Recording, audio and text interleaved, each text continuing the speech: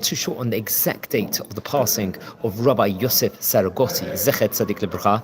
I believe he was born in English year 1460 and passed away in the year 1507. He would have been about 47 years of age at the time of passing. He was a great Spanish-born rabbi, a famous Kabbalist of, let's say, the 15th and the 16th centuries. Naturally, he would pass away at the start of the 16th century. And he is, let's just say, in of itself, credited with developing the city, one of the four holy cities of Israel, Tzfat, into an important Jewish and Kabbalistic center. Very much so. We know the other three holy cities of Israel is Hebron, Tiberias, and Jerusalem, respectively. I believe that a legend actually says he is known as the Tzaddik Halavan, or let's just say a white saint, righteous person, or a Tzaddik Hatan Golim, because I believe many people would actually come to the Springs of Olive place where he's buried and would actually pray to save the Jewish community of that settlement at that time. And I believe the rule at that point in time, it was reported over, demanded 500 chickens, if I'm not mistaken, but I would recommend everyone to learn about this story in of itself. So he was born in the 15th century in Spain. It's possible, according to some sources, that his family did not originate in the Spanish town of Zaragoza over there, as his name implies, but rather a place called Saragossa in Sicily. So according to some opinions over there. So that's not 100% confirmed. If anyone would want to confirm or send me more information on this, I would be appreciated with regards to this. So he was, unfortunately, there was a Spanish Inquisition in English year 1492. So along with many of the Jewish community in Spain, they were banished from the country in 1492, and they would travel, I believe, through Sicily to Beirut and then to an area called Sidon. And eventually he will settle in the city of Tzfat, and he will become a prominent rabbi in Tzfat over there. I believe at that point in time, there were about 300 Jewish people there who had originally come from, let's say, the Berbers, or from, there were various different Sephardim and Moriscos also, but there wasn't at that point in time a natural leader. Now it's a center, a Kabbalistic center in the world, you could say Tzfat is. So Rav Saragossi will actually become a rabbi and a leader of the Jewish people. Despite, I believe, his characteristics was quite quiet, he was as a general characteristics, it was reported over. He had also a very charismatic personality, and that was used, let's say, to foster growth. It was promoting peace and harmony, tranquility in the area within this specific community in itself. Reported over that he endeavored to show, let's say, reconciliation and mutual respect between the Tzfat's Muslim and Arab inhabitants also. So he was very much a people's person for all the people that were living in that specific vicinity in of itself.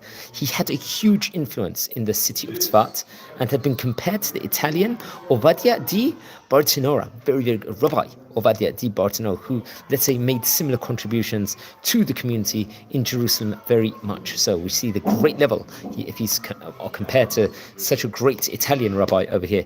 It's when Rabbi Saragossi indicated his intention, let's say, to leave Tzfat at one stage in time, the people of Tzfat, the residents, persuaded him to remain in that vicinity, and they offered him, reported over, to pay him an annual retainer at that point in time. And it's actually interesting, there was a huge respect, there was a respect of the Arab community was demonstrated when their Muslim governor promised to provide 33 of the 50 ducats that was offered to Rabbi Saragossi as an annual payment. So we just see that he was seen at the highest esteem from not just the Jewish people over there, but from the various different other faiths in that specific area. He combined a great amount of Gemara, Talmudic, with Kabbalistic knowledge, with his teachings in himself. He created, let's say, a movement in itself interested in Kabbalistic Jewish study in Tzfat. And now we see that now it's epicenter, it's a capital of Kabbalah, Torah learning across the world. And for many years, we'll see that Arizal and many great, became a Kabbalah center in of itself, only not so many years after 1507. His Kabbalistic teachings attracted the attention of the famous Rabbi David ibn Abu Zimra, who was in its own right a rabbi of the highest caliber. And I believe he had a wish. Rav Saragossi was to be buried adjacent to the tomb of Rabbi Yehuda Bar Ilai, I believe. And I think this was the site where he experienced a revelation of Eliyahu the prophet, Eliyahu Hanavi in himself. There's, I think, a legend actually that says his salvation was like wrought at his graveside, at the place of his kever, involving the procurement of 500 pure white chickens, which is stated about at the beginning. He was thereafter called the Tzaddik Lavan, let's just say, because of the white righteous one, or the tzaddik tarnagolim, white tarnagolim. We know that cockerel, let's say, because tarnagolim is chickens over there, because that was what was required in order to save the Jewish community. I believe there was also a similar story told about the famous Tana, Rav Abba Yosef Habanai, very, very interestingly enough. I believe at the turn of the 19th century, in the early 1800s, Rabbi Saragossi's tomb at the Ein Zaytun, the Springs of Olives, was subject of a weekly pilgrimage from the morning after Passover, that would naturally be the 22nd of Nisan, respectively, just after Pesach, until the 18th of Iyar. 18th of Iyar marks the date of the passing the Hilula of the famous Rabbi Shimon Bar Yochai, the third day of the Omer, popularly also known as the Lag BaOmer. Very interesting enough. So he was a really, really great rabbi in of himself, Rabbi Joseph Saragossi. And it's actually interesting, we've related over in this series about 25 great Spanish rabbis of yesteryear.